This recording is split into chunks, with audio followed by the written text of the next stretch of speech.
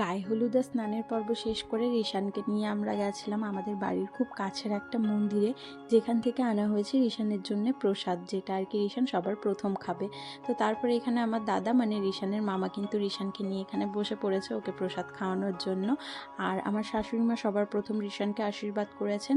আর আশীর্বাদ করে কে কি রিশানকে গিফট করেছে সেটার কিন্তু আমি একটা আলাদা ভিডিও করব, সেটা তোমরা পরে দেখতে পারবে। আর আমার ছোট্ট সোনাটা কত খুশি সেটা তোমরা নিজেরাই দেখো। প্রথম ভাত খাবে বলে কথা, সেই আনন্দে কিন্তু মামার কোলে বসে নাচও শুরু করে দিয়েছে।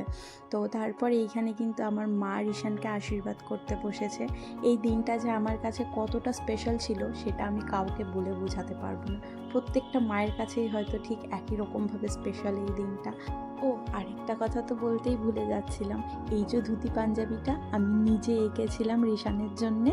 এটা পরে আজকে ওকে কীরকম লাগছে আমাকে কিন্তু তোমরা জানিও।